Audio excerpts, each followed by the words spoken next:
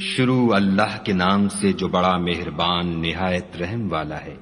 اے پیغمبر صلی اللہ علیہ وآلہ وسلم، جو عورت تم سے اپنے شوہر کے بارے میں بحث و جدال کرتی اور خدا سے شکایت رنج و ملال کرتی تھی، خدا نے اس کی التجا سن لی اور خدا تم دونوں کی گفتگو سن رہا تھا۔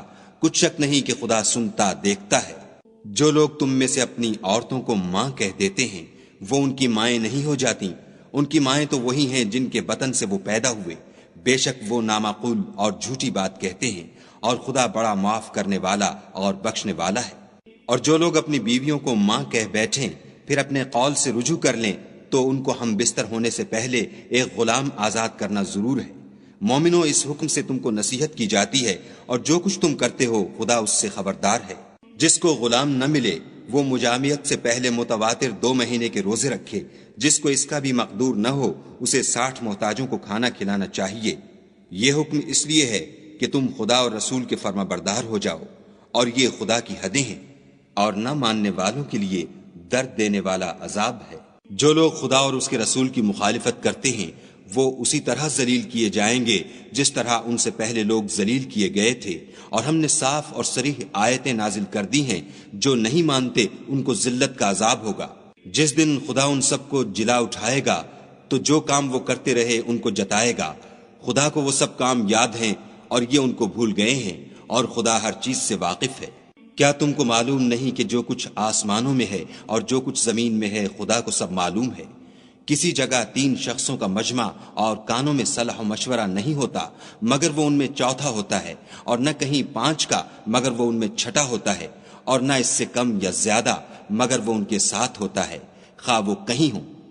پھر جو کام یہ کرتے رہے ہیں قیامت کے دن وہ ایک ایک ان کو بتائے گا۔ بے شک خدا ہر چیز سے واقف ہے۔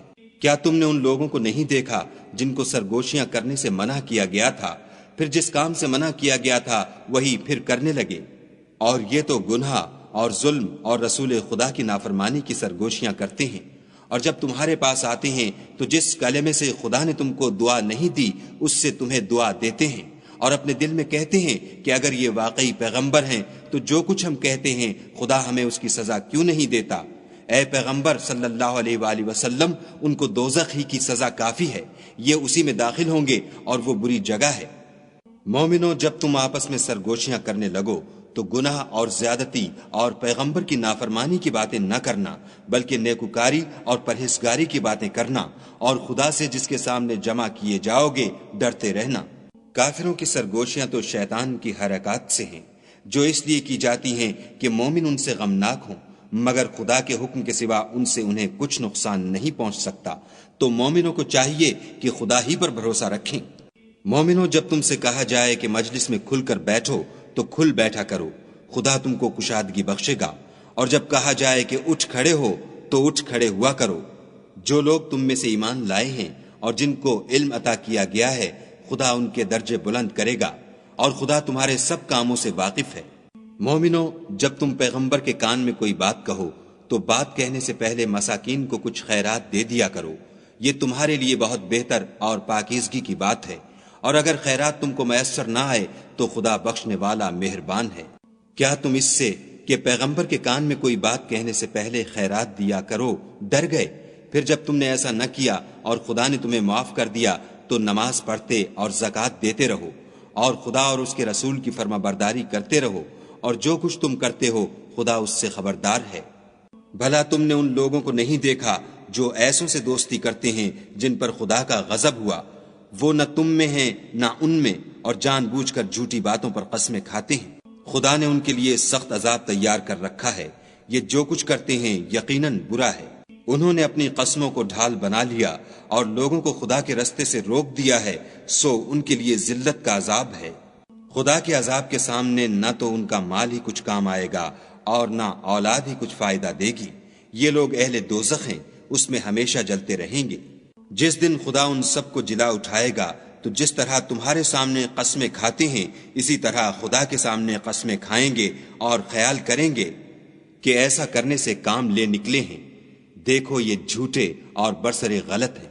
شیطان نے ان کو قابو میں کر لیا ہے اور خدا کی یاد ان کو بھلا دی ہے۔ یہ جماعت شیطان کا لشکر ہے، اور سن رکھو کہ شیطان کا لشکر نقصان اٹھانے والا ہے۔ جو لوگ خدا اور اس کے رسول کی مخالفت کرتے ہیں وہ نہایت ذلیل ہوں گے۔ خدا کا حکم ناطق ہے کہ میں اور میرے پیغمبر ضرور غالب رہیں گے، بے شک خدا زوراور اور زبردست ہے۔ جو لوگ خدا پر اور روز قیامت پر ایمان رکھتے ہیں تم ان کو خدا اور اس کے رسول کے دشمنوں سے دوستی کرتے ہوئے نہ دیکھو گے، خواہ وہ ان کے باپ یا بیٹے یا بھائی یا خاندان ہی کے لوگ ہوں۔ یہ وہ لوگ ہیں جن کے دلوں میں خدا نے ایمان پتھر پر لکیر کی طرح تحریر کر دیا ہے اور فیض غیبی سے ان کی مدد کی ہے، اور وہ ان کو بہشتوں میں جن کے تلے نہریں بہ رہی ہیں داخل کرے گا، ہمیشہ ان میں رہیں گے۔ خدا ان سے خوش اور وہ خدا سے خوش۔